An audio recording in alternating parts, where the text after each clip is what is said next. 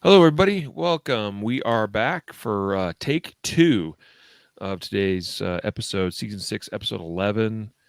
We relaunched this live broadcast because we were having some technical difficulties. My apologies for that. So, hoping and crossing fingers that it works better this time. Yeah, let's try it out. Yep. Yep. Looking forward to today's episode. We got a lot of really cool things to talk about. Today is a news and reviews episode. So that means we're going to cover some industry news and we're going to review a couple of products that Matthew and I have recently tried out. So I'm excited to talk about mine and I'm excited to hear about his. Yeah, we both of them are a little different than what we normally have, so Yep. stick around for that. That'd be Yep. interesting. That is true. That is true. So, I'm going to give everybody a chance here to rejoin the feed. Hello, Chad. Thanks for being here and being the first commenter. It's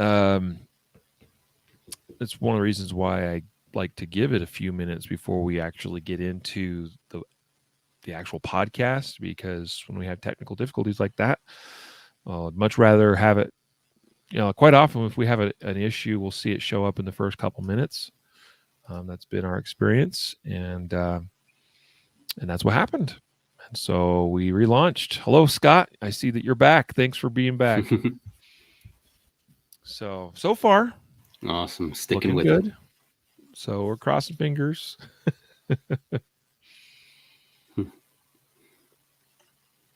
All right. Coming up on the end of the school year for a lot of folks. Mm-hmm. I know for my kids, I think we have like one more week as of tomorrow, and we're out. And tonight got an orchestra concert for one of my daughters. And then Friday night, another thing, and next week another. It's all the year-end school stuff, right? Oh, tomorrow we got parent-teacher conferences. Oh, nice. Yeah, busy. I'm sure you are we too. school, so my parent-teacher conference is ongoing. Yeah. We only have one, so it's a much easier road than you have. So Yeah. Hello, Eric. Thanks for joining. Well, it's looking a lot more promising now that the feed seems more stable. So let's go ahead and begin the recorded portion of the podcast here. let's do it. So the piece that will actually get published to the podcast feed. Here we go. In 3, 2, 1. This is the Concealed Carry Podcast, Season 6, Episode 11. And welcome to the Concealed Carry Podcast, part of the concealedcarry.com network, brought to you by Mountain Man Medical. Today is Wednesday, May 18th, 2022, as of the recording of this episode. And I am your host, Riley Bowman. And I'm joined today by our producer and co-host, Matthew Maruster. Hello, sir. How are you? Doing great. As long as the video feed here continues to function, I'll be happy. We've had some difficulties here today. But today is our industry news and gear reviews episode. We do this once a month where we highlight recent industry news from the last month, basically, because we do this on a monthly basis. And then towards the end of the episode, we share a couple of product reviews. Matthew's got something that he's picked, and I've picked one that I'm going to share and review. And as Matthew noted in the pre-show, we both chose something a little bit different maybe than what we typically do. I will say, Matthew, that I was sitting there and I'm like, man, like what am I going to do a review on? I mean, there's typically things coming through my door, and then I'm, checking out or trying or buying or whatever, reviewing. But sometimes I don't remember what I have talked about and what I haven't talked about on the podcast on past episodes. Mm-hmm. And I want to make sure I'm talking about something new, so there's that aspect. So I have to go back and look at the last few episodes and things like that. But I was actually seriously considering talking about Velcro because I was just going to mention, I'll tell you, this is a handy thing right here. Industrial strength, strong Velcro brand. Okay, adhesive strips, and these You are you like can put that on your shoes and replace the laces. Yeah, why not? Old guys like you would do that. But these are 4x2 inch sections, and I mentioned that because for a gun carrier, somebody that has a gun and a holster and all that. I don't have a Kydex holster here handy with me. Oh, no, I do. This one was made by my friend Tyler Tharp of Synergy Shooting Solutions. This is actually for an OWB, but you could put a strip of Velcro, if this was an IWB holster right here, and put something like this on, a wedge. Boom. See that? So anyway, but that's not my item today. So I'm going to keep you guys all in waiting, and we'll get to that later in the episode. And it'll be a little bit more interesting, I hope, than Velcro. Today's episode brought to you by Range Tech Shot Timers. Range Tech Shot Timers, that's not rangetechtimer.com, right? Jeez, my brain has gone totally haywire because I started joking about Velcro. rangetechtimer.com is the website. Holy smokes. Jeez, we practically we own the website. I should know these things. For the best value shot timer on the market, go to Range Tech Timer today. Pick one up. I've got a unit right here. $75. What shot timer out there can you buy for that kind of price? In fact, what shot timer can you buy that's less than $100? They pretty much don't exist. And if they do, they're junk. All right. Because I have actually come across one that was lower price. It barely broke the $100 threshold. It was some Chinese thing. It did not work very good. All right. Anyway, rangetechtimer.com for the best value shot timer that actually works and has some features that none of the others on the market do, such as saving your shooting data right within the app. It works with an app, a native app, and it's awesome. So check it out, rangetechtimer.com. Also, barrelblock.com, another sponsor today for safe dry fire practice or safe gun handling. We encourage you to check out and purchase barrel blocks for all the calibers that you regularly use. I just shot a indoor USPSA match Monday night, Matthew, and about an hour or so before I headed out for the match, did a little bit of dry fire practice. And even though I'm in my basement and I have safe concrete underground, walls in virtually every direction, have the basement all to myself, just doing my thing, I still like to put the barrel block in there for a little extra assurance. As soon as it's installed, I ain't got nothing to worry about.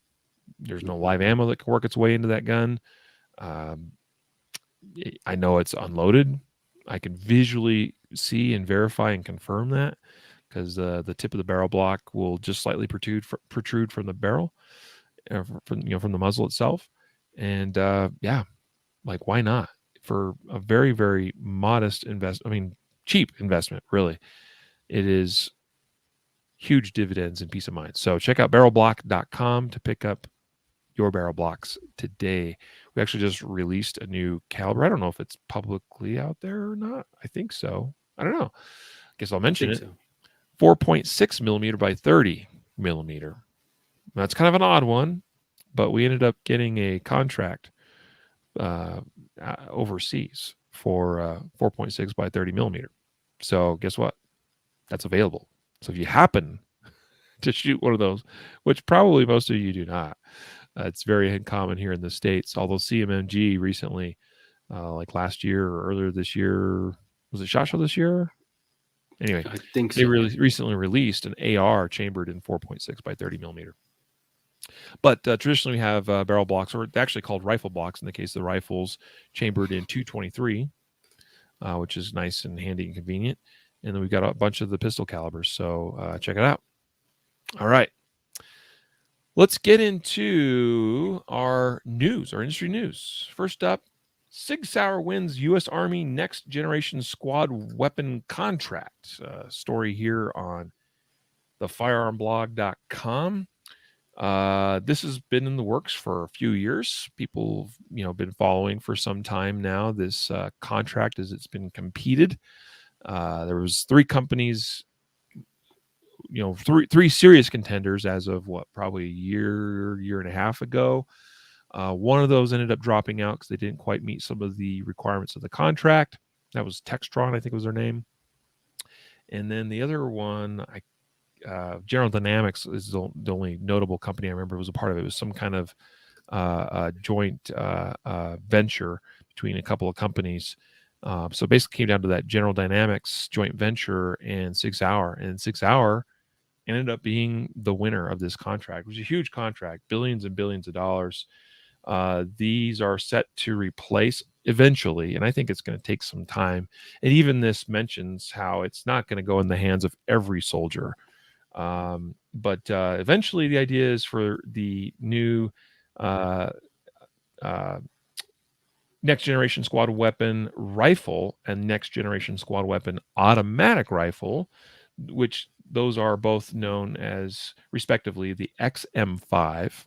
Once they are officially approved, tested, validated, whatever, and are actually rolled out into the military's hands, the U.S. Army's hands, it'll be known as the M5, which is they mentioned as merely the next number up from the weapon it's replacing, the M4. So the XM5 will become the M5, and then the automatic rifle, which is intended to replace the M249 SAW, which is currently known as the XM250, it will become the M250 when it's officially rolled out.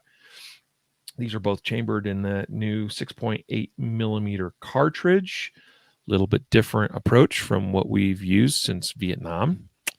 The idea here being that there's been reports that the 5.56 NATO, while it can be an absolutely devastating round, it doesn't reach out distance-wise quite so well. And, well, the last 20 years, we were fighting a war overseas in a country where our soldiers were engaged sometimes in some pretty long-distance engagements and battles. So looking for something with a little bit more reach, a little bit more punch. But the irony there, Matthew, is it's taken them so long to get this figured out and come out with a new caliber to accommodate the stuff we learned in Afghanistan. Our next war might not necessarily be a long distance engagement type, affair. So anyway, kudos to Sig. We have a lot of friends over at Sig Sauer, and I'm happy for them in that regard. Sig is like the big dog in the room right now with respect to all of these contracts they've been winning. The M17, M18, now these new rifles, which are based on the MCX platform.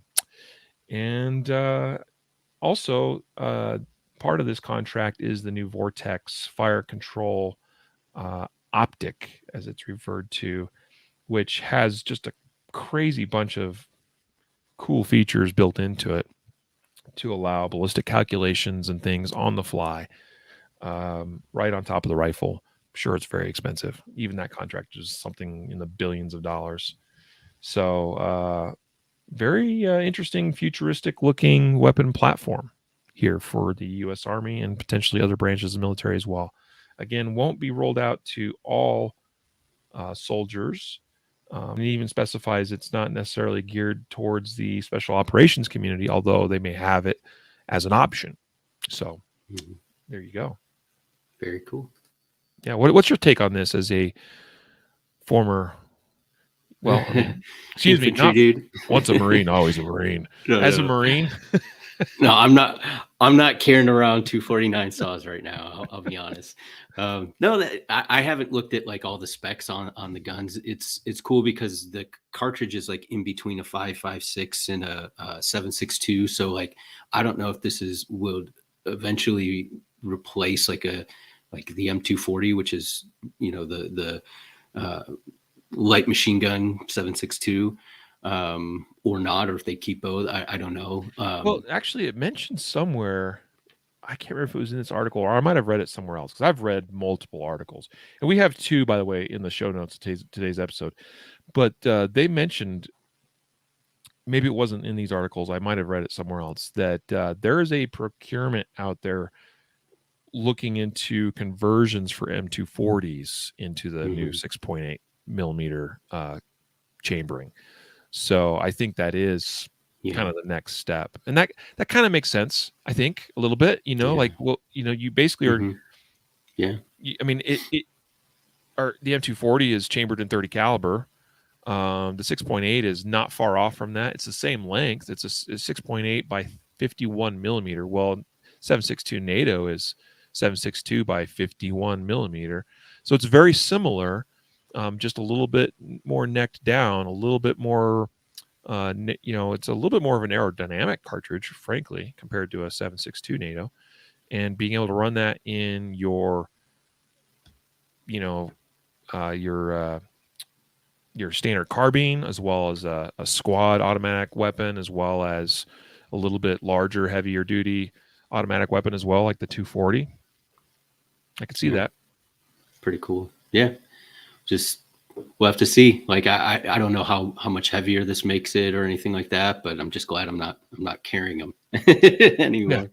Yeah. Like even the carbine model is 2 pounds heavier than your standard M4 Mm. unloaded. And I think that's even without the optic on it. And the optic is heavier than, because it's got so many like ballistics computer type stuff built into it. So Wow. by the end of the day, and then the ammo, which is going to be heavier, and that is kind of the big controversy, I think, from all this that people have been discussing on the interwebs the last few weeks, is that, well, we went to the M4 because of weight, and we Yeah. could carry more ammo.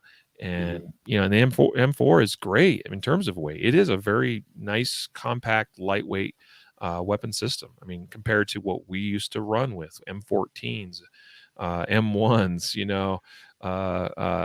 and so on and so forth. So, yeah, this is a step back towards a heavier system, but it's got to be heavier, obviously, to support a little. I mean, it's a larger chambering, it's a larger gun, period. Yeah. So, I don't know. We'll see how it goes. See how it rolls out. It's going to take years for them, honestly, to phase all this Yeah. in. Be Just cool like it's though. taken a few years for the M17s, M18s, which are still getting, I think, phased in. So, all righty, let's go now to Matthew. Tell us about, and because you wrote up the article on this. Walther recently released a new version, a new model of the PDP series of pistols. This is known as the PDP-F Mhm. series, which apparently the F stands for female, which I thought was kind of interesting Yeah. that they decided to designate it that way. But I'll let you speak to that. You Yeah. wrote up the article. Yeah. I didn't know firearms had genders, but apparently they do. This is the female gender of the PDP. No, Christy said she wanted to see a review on this. I would love to. I haven't had one in my hand, but when I heard that it came out, I just did a quick write-up, kind of explaining some of the tweaks that Walther made to the PDP to make it more, I guess, directed towards females. But as I read over it, it actually appealed to me. I have smaller than probably average hands, and so I think that is one of the angles that a lot of times somebody, manufacturer say, well, females have smaller hands, so let's make the controls a little smaller or thinner or whatever. But basically, the new features on the PDP-F, they put a new what they call a performance duty trigger. It's supposed to be a little crisper and more defined break. They did a little bit what's called super terrain slide serrations instead of cutting into the slide. Apparently, these are kind of added on, raised up off the slide a little bit. Like I said, I haven't had one in my hand, so I can't tell you like exactly, Yeah. but supposed to be for added grip texture, which is a good thing. An easier to rack slide. So easier to rack, they say, by 20%, which is, you don't have to be a female to appreciate any of these things, right? So so easier to rack slide.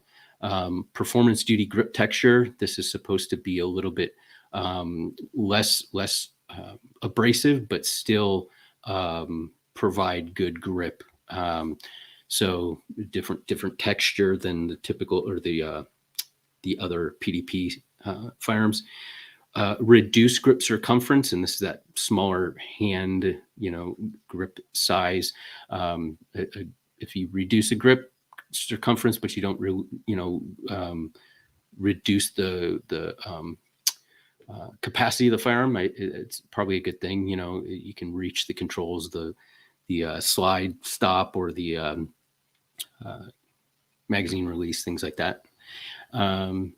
Yeah, and so it's not pink, which is awesome. I'm super happy that they didn't just, throw some pink Cerakote on there and be like, hey, we got this gun for girls.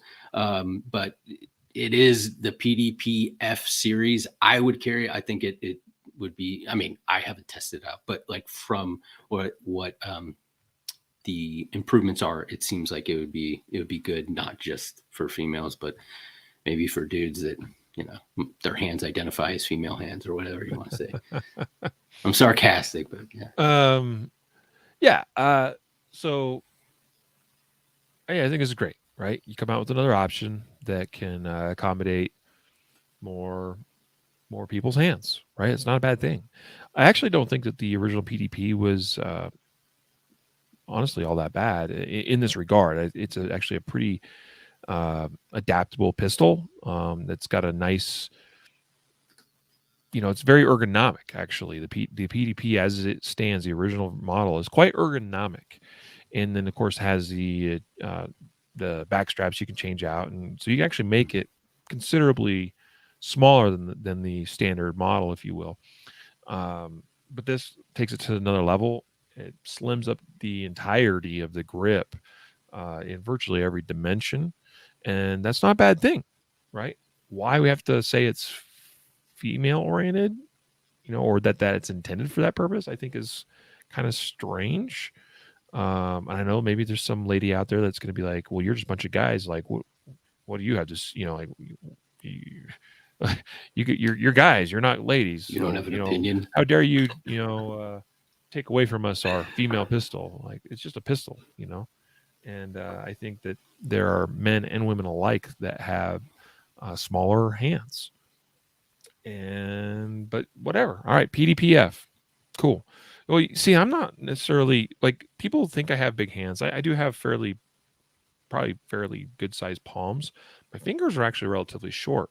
So some of the bigger pistols that might be appreciated by normal man-sized hands or length of fingers actually are a little bit on the large side for me, and that probably comes as a surprise to some people. The way I shoot a P320 with the X series grip, it's actually a pretty big grip for me, but I make it work, and my grip is adapted to it slightly, very slightly. But I actually like the X compact size of the 320. It's my favorite grip module out of all those, and it's the smaller, slimmer, trimmed down version. That's the one I like the best. Just to give you some context, and that's probably not all that far from how this new PDPF is designed. So anyway, cool. They have a 3.5 inch barrel model and a 4-inch model as well. So some nice options there. Check out the Walther PDPF. I've seen them already available in stores. In fact, I got a report from a female friend of mine. She just posted on Facebook a week or so ago that she had a PDPF and was very happy with it. Had already shot it in a training course and everything. And so to those of you wondering about it, early reports are it's a good pistol. I don't see why it wouldn't be. The PDP, I think, is already very quickly shown that it's a capable gun, and this is just a slightly slimmed up version of that. Also, another interesting new gun release is the Beretta APX A1. According to the firearm blog again.com here, Beretta has announced and released their APX A1, which is we'll just call it a revised version of the original APX. And if you're wondering what that's all about, well, it is basically, as far as I can tell, just on the surface. Now, they may say that there's some other things to it here, but on the surface, it just looks like an APX with a redesigned slide. Most of the common complaints of the APX was it's ugly. and the slide had some weird serrations and stuff. It was a bit chunky too, or at least it had the impression that it was. Like the slide felt wider maybe than it needed to be. This new APX A1 looks a little bit more sleek and trim and a little bit more in line with, I think, the current aesthetic in defensive duty type, pistols. So there you go, APX A1. I think all the other specs are essentially the same as the APX. This is optics ready, though. That's cool. So that's a nice little thing, a nice little touch, although kind of expected in today's world. Isn't that remarkable, Matthew, that just a few years ago that wouldn't have been the case, but now like people expect pistols to be optics ready. Like the new guns that hit the market, they expect it now. I just think that's remarkable. Yeah, here's the statement from Beretta themselves. They're pleased to announce the launch of a new family of semi-automatic pistols. I guess I would have thought that the APX was a family, and this is part of that family, but apparently this is a new family. The APX A1, next evolution of striker-fired pistols made by Beretta, said it's built on the heritage of the original APX that passed the MHS, that was the modular handgun system contract for the U.S. Army, and the APX A1 delivers a crisp, class-dominating trigger, improved ergonomics, aggressive slide serrations, and MRDS, or mini red dot sight optics, cuts right out of the box. So there you go. What is it capacity-wise? I forget. It comes with 10, 15, or 17 round magazine capacities available. MSRP value or price of $529. So typically we see Beretta striker-fired pistols a good bit lower than their MSRP price. So I wouldn't be surprised at all to see this one on shelves in the mid fours, at least in the near future. The APX originally kind of started out something similar, and before long, you could go buy them for like $400. It was a pretty good value, actually. I don't know if this one will quite go that low or not, especially since it's optics ready, but I wouldn't be surprised to see it kind of in the mid to maybe upper fours. So check it out. It should be on shelves. It says right now available. Next up, NPR. Here's the headline. It's 19 weeks into the year, and America has already seen 198 mass shootings. Take it away, Matthew. Yeah. So you mentioned this earlier in the week that you heard this on the radio, and it depends on what station you're listening to. I guess some are saying 198, some are saying like 200, and some are saying, more than that too. It all depends. But yeah, so this is the number that's kind of being floated around that we've already had in the country, 198 mass shootings. And this clearly puts us on a trajectory to beat 2021, which came in at 693 mass shootings. So these numbers get thrown around, and nobody, they're very catching for, article titles or headlines or whatever you want to say, or for people that just are, trying to have a conversation but not really get in depth, and they throw out, figures. And look, there are shootings all the time, right? Like I'm not downplaying the problem of evil people shooting people, right?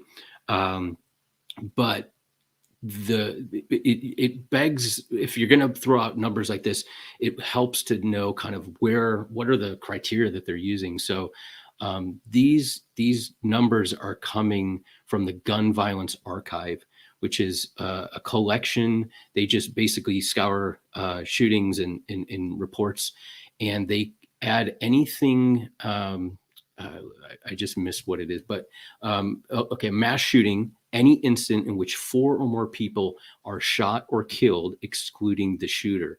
So this would involve, somebody who sprays rounds, some gang on gang, something or other.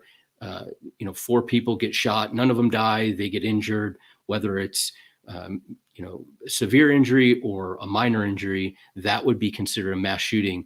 And I'm not saying that that's not a bad event and it's not something that needs to be addressed, but when most people hear mass shootings, they immediately, I mean, if you think right now, what you think of a mass shooting, you're thinking of a school shooting, a shooting like, that we just had in the supermarket or something like that. Right. So it is kind of playing loose with terms and with the data collection. And I think that it doesn't do justice to the actual problem, but yeah, you initially heard it, Riley. So maybe you can tell me what your take is.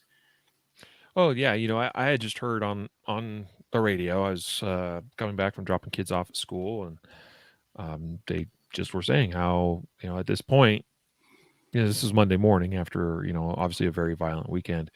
They're like, at this point, we've had over 200 mass shootings in America this year, and I was like, that sounds like a lot, right?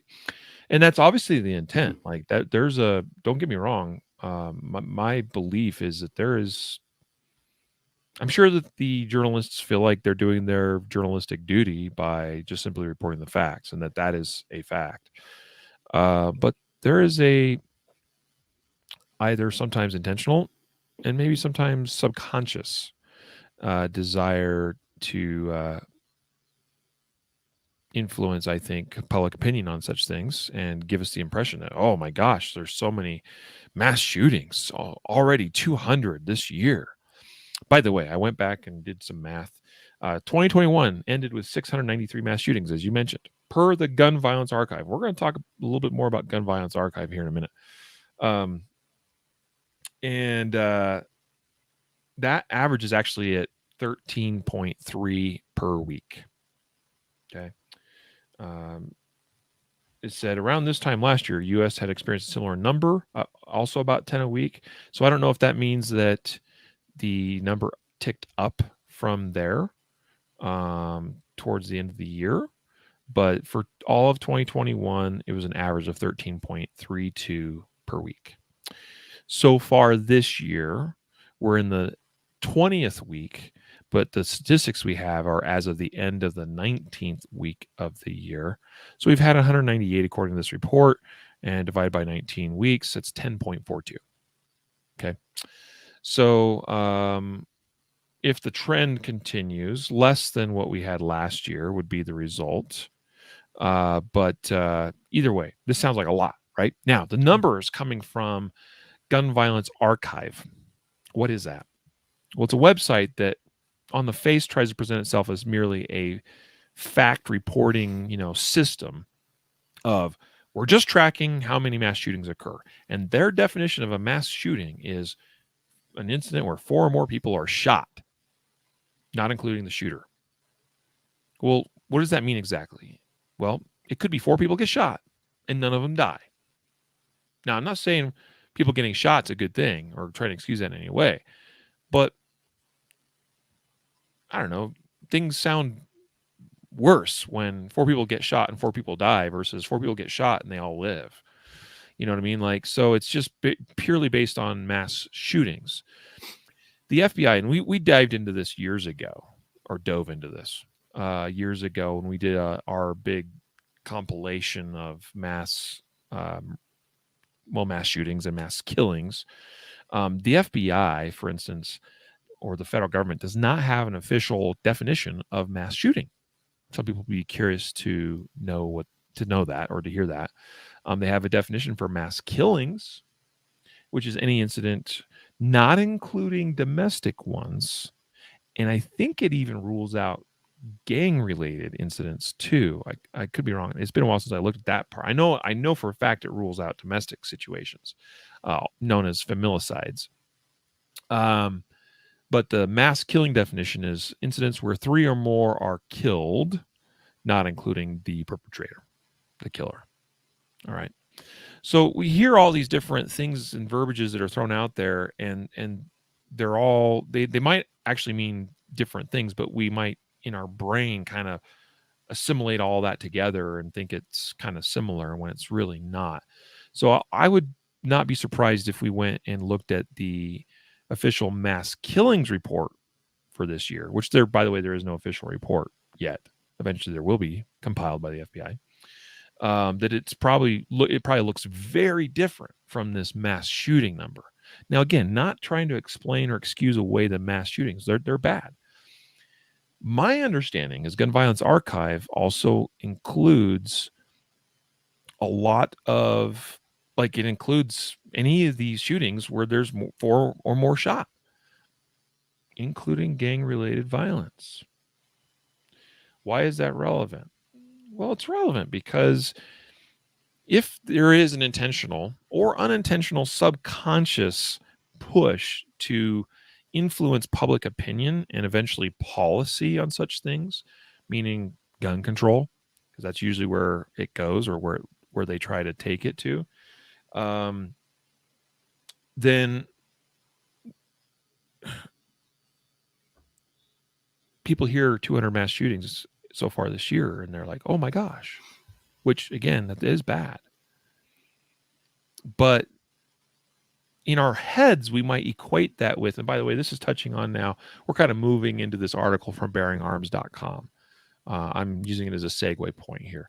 CBS pushes lie about total number of mass shootings. So it's another article. I'll reference some things from it, but here, I'm just giving you my take as well on this. You hear that and you think, like, in your mind, you probably picture events like Buffalo grocery store. Maybe less severe, but you hear 200 mass shootings, and in your mind, you probably, if you're being honest with yourself, you probably picture something similar to that, meaning kind of a public space out in the open, and it's a killer that shows up someplace and is intent on just trying to shoot a bunch of random people. But that is not the statistic that Gun Violence Archive is compiling. And I will say that based on what I've seen from Gun Violence Archive, there is an agenda there, and it is not a gun-friendly one. Okay, they try to present it as being this matter of fact, just sticking to the facts. You know, we're just reporting the data kind of thing. But the way they report the data and the type of data they aggregate is done with the intent of making us feel like things are really, really bad and we have to do something about it. Which I'm not saying there isn't stuff we should do. There's stuff that we should do if we can. The problem is not as easily solved as what the anti-gunners would have us believe, however, right? We're going to touch on that in our next article when we talk about why New York's laws didn't prevent the Buffalo shooting. Mm-hmm. So, but that's the big thing here is we need to be critical thinkers, and we need to understand when we hear certain things,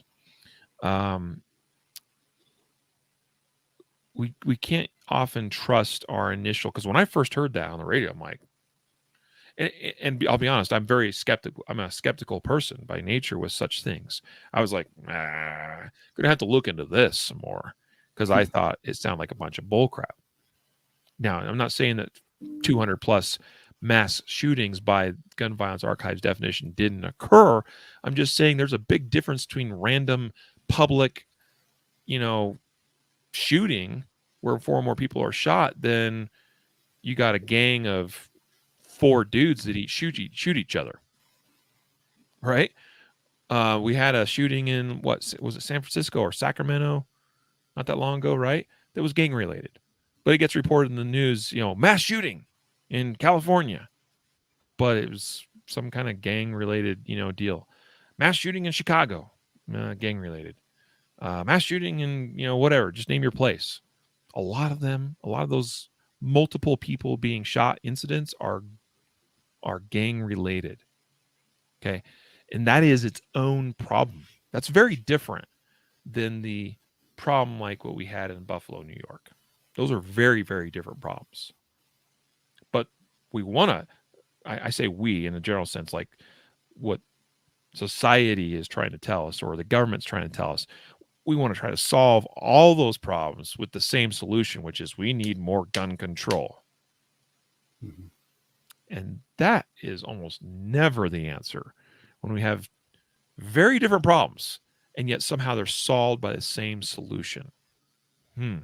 That alone should raise your skepticism levels. Yeah, I mean, you could have a headache for a number of reasons, right? And like not all the time can you just take like Tylenol and solve it, right? So if you just kind of, I have all these patients that come in and have headaches, so I just give them Tylenol because that solves headaches. And it's I'll like, give uh, I'll give you a right, better like example. Sorry. let's well, let's kind of like look at the problems and try to fix the solution, tailor a solution towards specifics rather than just a general like, oh, well, there was violence and the guy happened to be using a gun, so therefore let's apply this to every single situation. I'll give you a better example, Matthew, besides the headache one. Let's Do you do it. remember like 100 years ago, and it was a big deal, like a big thing, a very common practice to try to solve mental illness by performing lobotomies on people? Yeah, That I that is mean, that's a great example. You have somebody that's like, well, he's mentally ill. What is he ill with? I have no idea. He's crazy. Well, let's give him a lobotomy, right? And like, how many people did doctors screw over because they take out some chunk in the front, prefrontal lobe of their brain, which, in some cases had an effect because basically they stopped being a normal person. Like they stopped really being a person. They just were a living thing that, could do some things, but they certainly were not what we'd consider a person anymore, at least the person they used to be. And in some cases caused even bigger problems for other people where they got, crazier or got more angry and, but we tried to use a lobotomy to fix all these problems, right? Anyway, yeah, gun control is the answer for everything violence related, in case you didn't know. Sarcasm. Other thoughts about this mass shooting thing and gun violence archive and so on and so forth?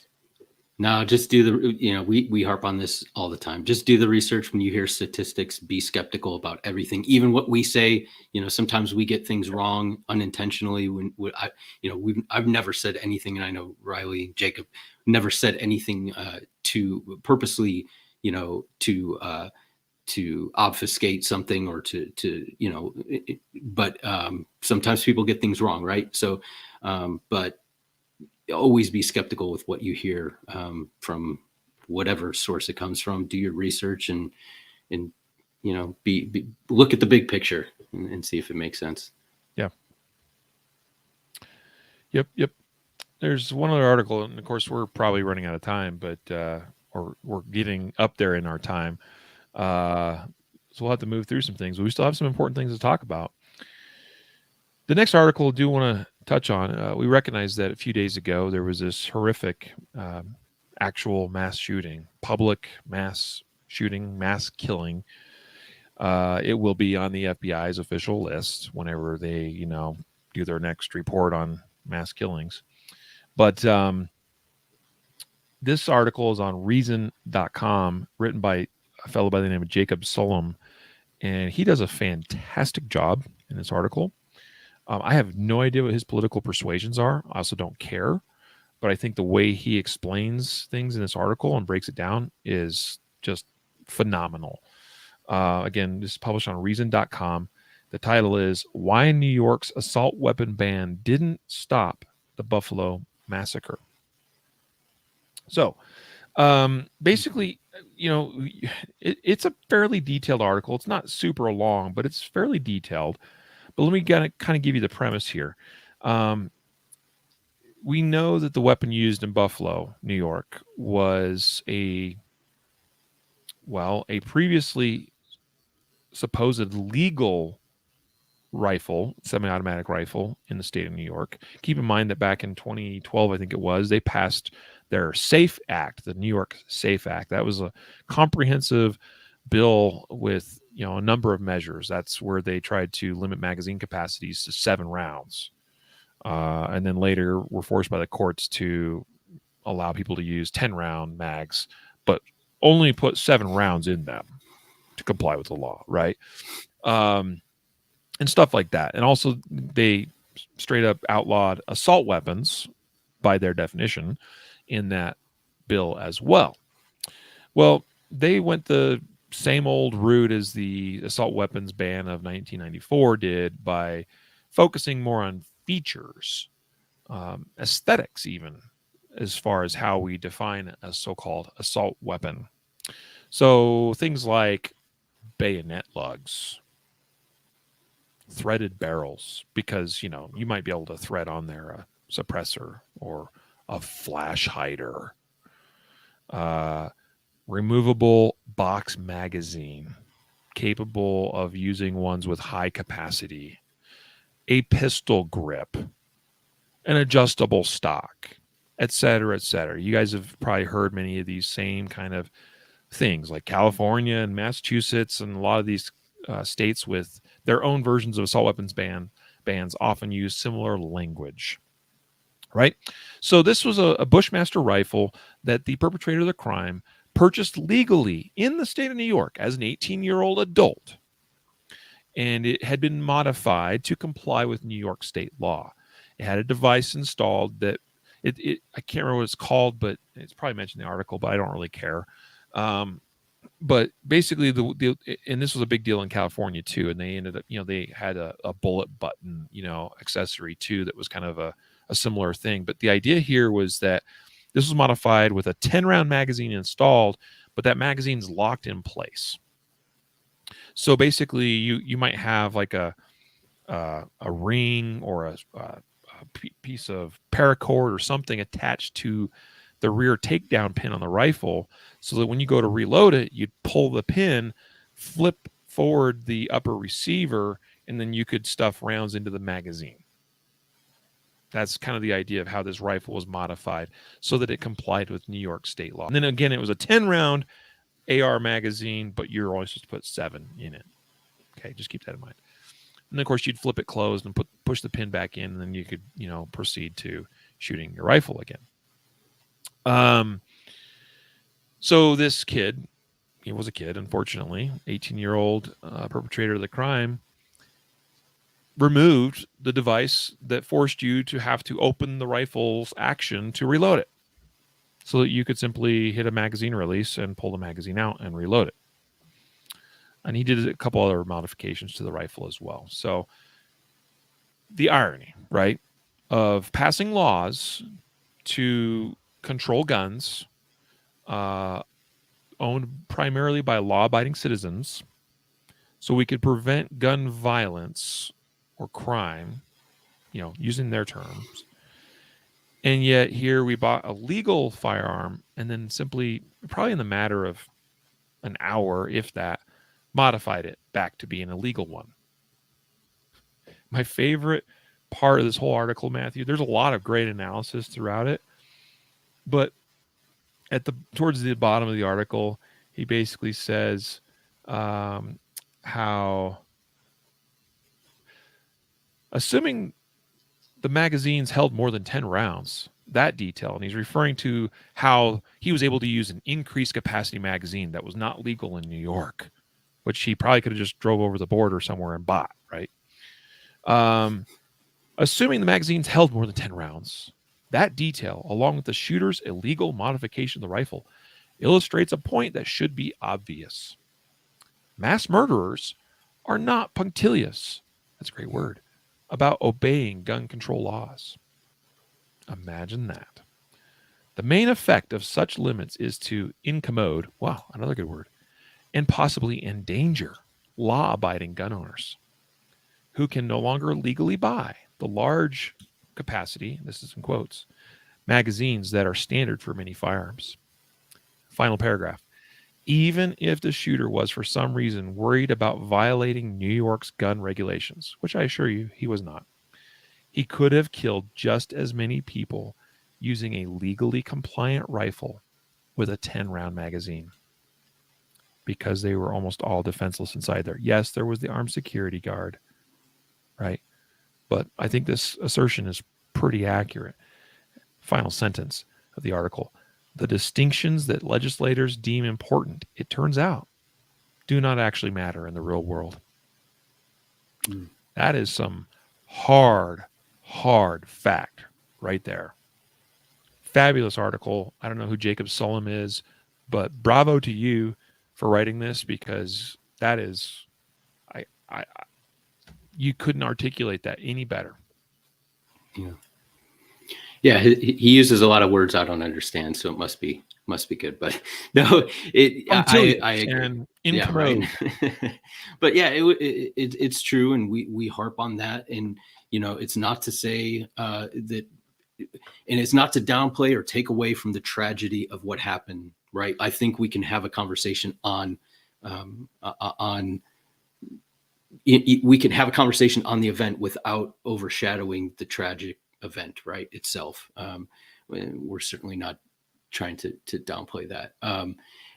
And I won't rehash what you said. I don't have anything to add other than we have another article from Bearing Arms that talked about how the FBI investigated the shooter prior to the shooting, and who had made claims and had um, a history of at least some mental illness. I'm not a doctor. I'm not going to claim to know exactly how bad or not bad, or the level of this, but he clearly had shown some signs of mental illness, violence, and things like that through statements the FBI investigated.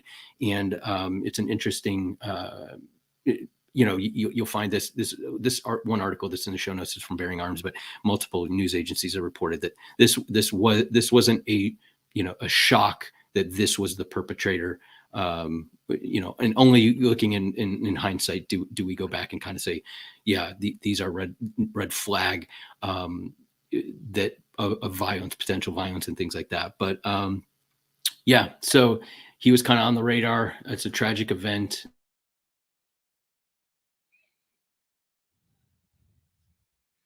Uh-oh. You froze my end, Matthew. You still there? Wasn't as over to you, Riley. Nope. You're kind of back. Yep, you're back. All right. Oh, sorry, you froze there temporarily, so I don't know if that was just for me or if everybody experienced the same thing. But I think I got the gist of what you're saying.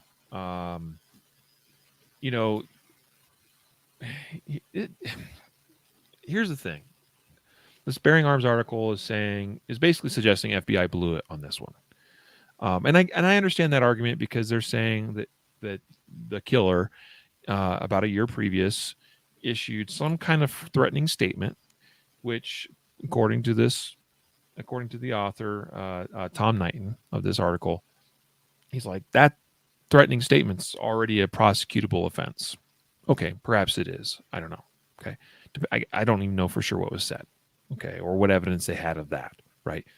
But let's assume that a threat was in fact issued, particularly against a school or whatever it was. I think it was about how he wanted to carry out a shooting, and I thought maybe directed towards his school or something at that time. But anyway, perhaps that was prosecutable and they didn't. All right, it's a failure. So it is.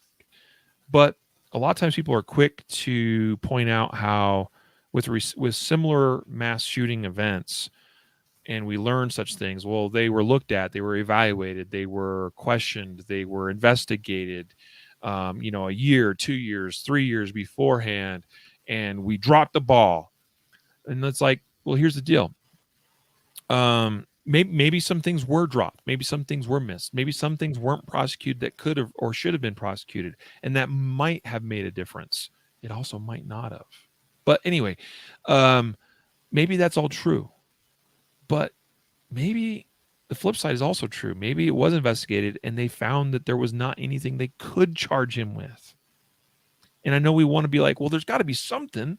We want to think that there was a way we could have prevented this from happening. And I'd like to think that there was something that could have been prevented as well. However, from the legal side of things, there's a reason why in this country you are innocent until you're proven guilty. There's a reason due process exists. And those protections, unfortunately, if you want to look at it that way, because of that assumption that we are innocent until we are proven guilty, there is going to be times that things are missed because we cannot prove that somebody is violating or breaking the law. This is not a country that runs itself like the movie Minority Report. We don't prosecute and convict based off of what might happen.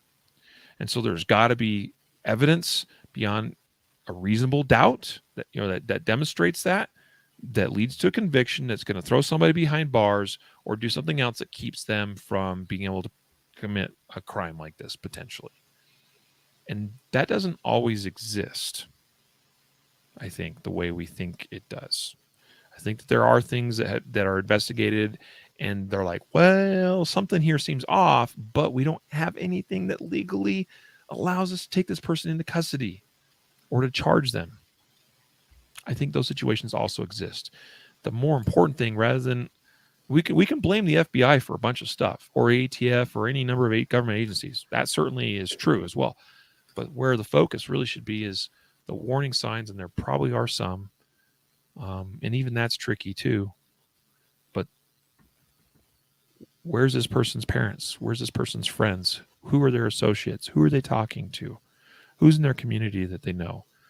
Was there something said or witnessed that somebody thought, well, that seems a little off, and might have spoken up but didn't? Don't know. Mm-hmm. Fox5Vegas.com article on the California church shooting, and I'm not going to spend a lot of time on this. We're going to probably talk more, well, probably more about the Buffalo one than anything.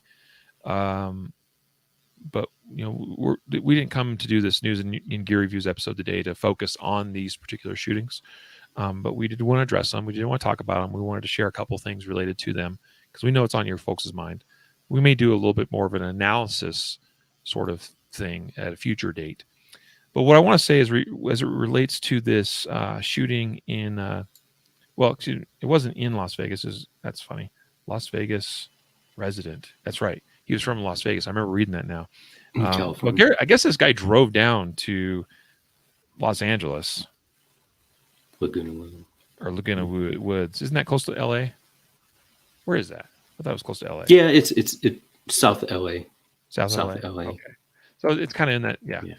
I guess he drove down there to open fire at this church. So that's pretty strange. And apparently it was motivated by political tensions between China and Taiwan. This guy was upset. Okay. Goes to a church and shoots a bunch of people. 1 dead, 4 others, I think, or 5 wounded, right? But what we'd rather focus on is, and there's some great photos that have been, you know, published, and that's what this article shows from Fox5Vegas.com, are regular folks, including one man that apparently used a chair to help break off this shooting attack. And then a bunch of others jumped on this man and held him down and stopped him from hurting other people. Mm-hmm. And that is awesome and remarkable. These folks are heroes. And and there were also heroes in the Buffalo, New York shooting too. A little bit of a different context. Different circumstances, but I'm glad that this one played out the way it did as far as limiting the damage, right? People got involved. People stepped up to the plate. People took risks, great personal risks to try to interrupt this attack and successfully brought it to a conclusion on their own before authorities arrived. Bravo to them. Yeah. Matthew, tell us about this article from MLN.com titled "Follow the Science Unless It Leads Where You Don't Want to Go." Yeah, I know we're running long on this, so I'm not going to hit this because this has a lot of detail in the article. But basically, this was an analysis of red flag laws, specifically in California. So California passed way back in 2014. So this looked at the effectiveness of red flag laws from 2014 through 2019, and in San Diego, California. So it extrapolated like how they do a lot of times. They take like a population at a specific time and use it kind of as a computer model, if you would, and say, this is what we would expect to see, and does it match up with what actually happened? And this is kind of, I'm not a statistician, but this is kind of a common practice. And I'll just give you the overview. It said, let me pull this up. It says that, I'm trying to find the exact quote. Okay, here we go. The results, though, showed that the GVRO, the gun violence restraining orders law, had no impact. Quote, we found no evidence that GVRO implementation was associated with decreased firearm assault or firearm self-harm at the population level in San Diego. Okay, so and then they said the research sought to qualify this by noting that the findings could partially explained by access to firearms through the underground market, or, quote, could reflect a true absence of association or limitations of our study. Further research is needed to determine which of these is the case. Okay, let me just pause and say, I agree that, like, it's hard to ascribe, you know, clear causation from one thing, especially on something like gun violence, in quotes, suicides with guns, crime with guns. So I agree with their assessment that, like, hey, there probably needs to be more study into this to see if it's effective. But here's the kicker. That's not actually what they think. Like, they say that to discount or to kind of spin the results, but this is what they really say. At the end, it says, the research here maintained that, quote, despite our null findings, the state of the evidence overall supports GVROs and related legislation as tools that may be useful in preventing firearm injury and death. Oh, hang on. That just completely is against what they just said. They just said the evidence does not substantiate it, and further studying needs to be done to see that. But then they still assert, it's just an assertion that these things are useful in presenting, or may be useful in preventing. So it's like, this is why it's so hard. And you really have to be a seeker of truth when you hear these things, because on one hand, they're admitting, hey, we did the study, doesn't show any connection. We need to do more study. However, we think the evidence shows that these may be useful. Well, what evidence are you going off of? I don't know. Like, so just one study, but there's a lot more that goes into that article. And yeah, I don't know what you thought about it, Riley, but I thought it was a pretty well written article over on AmmoLand. Oh, no doubt about it, man. I mean, I don't know. Is anybody actually surprised by what was acknowledged here? I'm not particularly, because, I mean, it comes down to, if you're intent on committing a crime in violation of a restraining order is a crime. If you're intent on doing that, you're going to do it. You don't care about some stupid piece of paper. You might not even care that a GVRO was put in place on you and your guns were seized. If you're intent, you'll go find something, some way to hurt the person that has that restraining order against you. It's just as simple as that. It's just like this Buffalo, New York shooter lives in a state, can't buy certain things legally. Well, just buy the legal things and modify them, or buy things illegally, and you go do what you wanted to do anyway. Because that's the nature of being a criminal. I did find it interesting. This is not only about gun violence restraining orders, or, in Colorado we refer to them as ERPOs, extreme risk protection orders. And of course, the other common name is a red flag. Well, that's referring to a red flag law. But the other interesting thing here is about how they stated, we found no evidence that these GVROs resulted in decreased firearm assault or firearm self-harm. So again, if you're intent on harming yourself, I mean, yes, you should seek out help. And we want people to seek out help.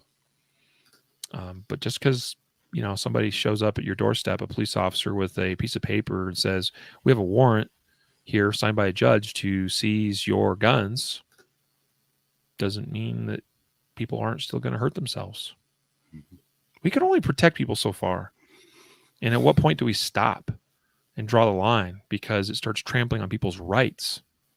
Because we have discussed numerous times in this episode or in this podcast of the potential dangers for due process violations because of such laws. Not all of them are written equally well in that regard either, in terms of trying to protect due process constitutional rights. But it's pretty interesting that the authors of this study published in JAMA, which is one of the biggest medical journals out there, the Journal of American Medicine or something like that. It's slipping my mind. Journal of American Medical Association. Interesting that they use the terminology that we hope this will deter gun industry lobbyists from spinning the study's results as definitive evidence that the gun laws do not work. Interesting. Sounds like there's... They just did that. Thank you. Yeah. Sounds like there's a bias there, right? An agenda. Mm-hmm. Anyway, pretty interesting stuff from a recognized journal on medicine, and they acknowledged red flag laws don't work as well as we'd like them to, or as well as we think they would, as people tell us they should. Final news story. This one comes from my home state of Boise, or from my home state of Idaho. I did not live in Boise, or actually even all that close to Boise, although I've been to Boise many, many times and have family that live there. Boise High School, specifically Boise School District, suspended an 18-year-old senior, Daniel Doherty, for 4 days after causing a disturbance that led to a school-wide shelter in place, according to his family. The Boise Police Department responded to a call on May 5th regarding a student near campus with a gun. Apparently, and here's the story, he parks his truck off campus. He's 18 years old and has a legally owned gun. His family stated he helps on their farm with livestock and feeding horses. His mother said, we have mountain lions. We have wolves. That's true. That's true. We have wolves in Idaho. We have things that can attack him. His gun, this is, again, from his mother. His gun is for his safety. He's 18 years old. His parents are okay with it. He gets up early in the mornings, goes and feeds and takes care of livestock, and there's wolves and mountain lions potentially. And so he has a gun he takes with him. But he goes straight from there and goes to school. And he leaves his gun in his vehicle, in his truck. Now, I'm not going to come after the whole, like, leaving guns in vehicles thing here, okay? And by the way, there are times where we have to do that. And we've talked about that and talked about strategies for securing your firearm when you do have to take it off your person and leave it, potentially in a vehicle. I'm not as concerned about that. But what happened here was he parks off campus. Let's be clear about that. He was also going to a gas station on this particular day, got to the gas station, realized for some reason his truck door would not shut. Something happened and it wasn't latching shut. So I guess he took his gun with him into the gas station. I don't know if that meant that he was carrying it openly or if he was like holding it. I have no idea what that looks like. But apparently he was observed. He comes out of the gas station, goes back into his truck, realizes that the weather stripping on the door had caused the door to not be able to latch fully. So he fixes the problem. Cool. All is well. Leaves the gas station, goes back to towards campus. Again, he parks off campus, leaves his gun in the truck, locks it all up, goes back to school. But by this point, police have been called and bam, school locked down, and he finds himself arrested. Some crazy things that come from this story. First of all, the school district has a policy that the school district campus extends beyond the physical limits of campus grounds. And I think that is the most stupid thing I've ever heard. And there's probably a lot of schools out there that have similar policies. This kid is literally off campus. Now, apparently that extends like 1 block away or something from campus, according to that policy. But he actually still parks beyond that boundary, whatever that boundary is. It says here, here's the policy. I had it here. A parking space near the school. Man, I had it, but now I can't find it. Help me out, Matthew. I was going to just, I guess it doesn't You're matter. talking about the area between the west side of, the area between the west side of 8th and the east side of 14th are considered on campus. Okay, there you go. Yeah, that's probably what it was that I was thinking of. Anyway, it doesn't matter because he still was not parking within that handbook-defined school campus area. He was still, by policy, technically off campus, even though I think it's ridiculous that they define areas that by physical boundary are not actually on campus, but yet they still define them as on campus. Regardless, he was reported. He's now been suspended. And this is just remarkable to me. And it's remarkable and shameful that it comes from my home state of Idaho, a gun-loving state, although Boise is like a lot of other metropolitan areas and have, more anti-gun laws. Or they don't necessarily have a lot of laws there, but in that respect, nothing like we have in, say, Denver or New York City. But the attitude's there. It's just like any other big city. Yeah. But I'm still disappointed. This poor kid just having the end of his senior year completely disrupted because of probably a well-meaning but misplaced report of something that was not actually a threat, nor was it actually taking place on campus. Yeah. I'm interested to see how this plays out. I mean, obviously, clearly, there's a spirit of the law, there's a letter of the law in this, and if the law is designed primarily, right, to keep the school students safe, if that's your idea, right, like that's the premise, or then this kid the law didn't work. The law, we talk about like a restorative justice, right? Like, our legal system is supposed to be restorative. We don't put people away just for penalty, but we want to restore them. Well, what is restorative about the kid who didn't do anything to harm anyone, had no ill intention? And how is this restorative? This is exactly punitive. This is this is all it is punitive, and it doesn't serve a purpose. So I hope that, I don't know. I hope that this kid gets a lawyer and they hammer, because that's garbage, man. To me, I don't know. It's garbage and it's unjust. He's been unjustly disciplined because no rule and no law was broken. Boise School District and Boise High School, get your act together. You should be ashamed of yourselves. And I know my words will mean nothing to your school board or whatever, or your school principal, but you should be ashamed of yourself. I really, truly believe that.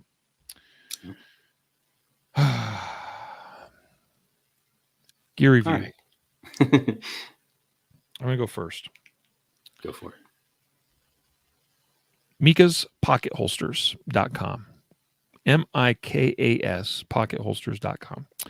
So recently I decided I would spend a little bit more time with revolvers. I wanted to educate myself more about revolvers, and particularly about the practice of carrying a revolver as an option for self-defense. I am not a huge, revolver fan's not the right word. I don't know. I'm not super big on the idea of carrying a whopping 5 rounds with me in my gun. But I recognize that revolvers still have a place in this world, that they're a viable option, maybe not always the best option, and certainly not the best option for everybody, but a viable one nonetheless. And so I ended up wanting to look into a couple of different holster options in different methods of carrying. So I ended up getting an ankle holster, a Renegade holster from the Wilderness Tactical. Excuse me, because I wanted to experiment with that a little bit more. I got a Filster City Special holster. It's called that fits a J-frame revolver, which is what this is. And then I got this pocket holster from Mika's Pocket Holsters. I think it's Mika's, or maybe it's Micah's, but it's MIKA''S. The owner, I think, is Robert Micah. Super nice guy. And in fact, I was super impressed. This is the first thing I wanted to say. I placed my order. I mean, yes, I did order this. It was not sent to me for evaluation. It was very reasonably priced. It was like $32 or $36 or something. I thought that was very reasonable. It's handmade by the man himself in Wisconsin, I think, or Minnesota. He's up in that region of the country, north central portion. I placed the order at like 8:32 p.m. on a Tuesday night or something. And at 8:37 p.m., my phone rang. And I was like, at first I looked at it and I was like, phone call from Minnesota or Wisconsin. Again, I can't remember for sure where he's located, but it's up there. And I was like, wait a minute. I just ordered something from that region of the country. I was like, I guess I'll answer this. Hello? Hi, this is Robert from MikasPocketHolsters.com. Just wanted to confirm your order. And that was a pleasant surprise and a nice little touch. And I have since learned, because I have seen from a few other individuals in recent history that have placed also orders similar to mine, that they all got the same phone call as soon as they placed the order. And I think that's pretty dang remarkable in this day and age where almost everybody wants to communicate via text or email or social media even. That this man would take the time out of his day every time he sees an order come in to call a number. And it's just, hey, got your order, making sure everything's good. Looks like you ordered a pocket holster with the rounded bottom, because you can get the squared off bottom or a rounded bottom, how it's sewn and cut. And that it's for a Smith & Wesson J-frame 442. And I was like, yep, that's what I ordered. Great, got your order. We'll be making this up tomorrow. It'll be shipped out on Monday. And it was like actually, I might have placed the order on a Friday or something, because I remember it went, over the weekend, and then he shipped it out on Monday, and a couple days later it was in my hands. It's a simple holster, but it's very effective, and it works, and it conceals, especially with a J-frame like this. It's made from, it's not leather, but it's a leather-like material. The inside allows the gun to come free when you want it to, very easily. The outside here has this kind of rubbery material, so it stays and sticks inside your holster or inside your pocket. I've used it a fair amount over the last, I think it's been about 6 weeks, maybe almost 2 months that I've had this now. And it is a well-made, simple, but well-designed product with amazing customer service for a fabulous price. I couldn't be happier with this pocket holster for my 442 Smith & Wesson revolver from MikasPocketHolsters.com. Nice. Very cool. Good news. All right. So mine is a little different. I just wrote an article. It's on concealed carry, published last night. And it's this Presidia gel. It's a CS spray, self-defense, kind of like a OC type spray. And they're this reflex called Reflex Remove. It's kind of a decontamination neutralizing formula that you use. And yeah, so I was looking for a less lethal option for the church security team. And, I have some background experience with training with OC. And so the problem with OC, if is, or anything that aerosols, is that it displaces oxygen. It spreads. If you spray indoors, everybody's going to get affected somehow, right? Even if it's not on them, you're it's in the air. If you're in like a hospital setting or an indoor setting, it gets into the air, the air handlers and all that, and it can be spread. So it can be a kind of a nightmare. It's difficult to kind of target an individual, right? This Presidia gel is a gel. It sprays in a stream, and there are OCs that spray in a stream and that are gel. But this CS happens to work extremely quickly. The way it's formulated, as soon as it hits your skin. I actually took an exposure. I recorded it. It's on a video, and my wife had fun spraying me, and I got my daughter involved in recording and everything. So it was a family affair of spraying me with this. But it awesome. Definitely, yeah, it definitely works. It's intense, and the good thing about it is it's not oil based. So if you try to think of like, if you got oil on your hands, you're cooking, you got olive oil or something on your hands, it's difficult to get that off, right? Like, and so it's the same thing with OC spray is, that's oil based, is that it's difficult. You might be able to flush it off, but that oil's still on there. And as soon as it gets wet again, it starts to fire up. This Reflex Remove is kind of neutralizes it. And since it's not oil based, it's a little easier to flush off, to get out of your eyes and things. So the recovery time with this, I mean, I was like 6 minutes after spray through the recovery process where my eyes were open. I wasn't pouring, discharge out of my nose and coughing and, still kind of like focus on the burning sensation. It was soothed enough where I could open my eyes. I could, kind of give a quick little lowdown of what I was experiencing and stuff. So not only is it very effective and it works extremely quickly, but this is specifically for the Presidia gel. The decontamination that works very effectively and quickly is good, because if you have to decontaminate, your somebody once they're in custody or whatever it might be, or it's cross contamination or something, it's effective. So if you want to know more about that, you can check out the review. But it's not a new product. It's maybe 2-3 years old. It's new to me, and but I was extremely impressed with it. Yeah. It kind of looks like there's a variety of gel products out there. Like for instance, I'm thinking about like the Kimber gel, like the actual like gun shaped thing. Shoots like this red orange, like it looks like gel, like you would like a hair gel kind of. It's really sticky or whatever. This looked kind of almost like something between a spray and a gel. Exactly. Like and it's like a spray, but it doesn't quite aerosolize like other sprays do, like you were saying, so that it's going to end up being cross contaminating throughout the environment quite as much as a spray. Yeah.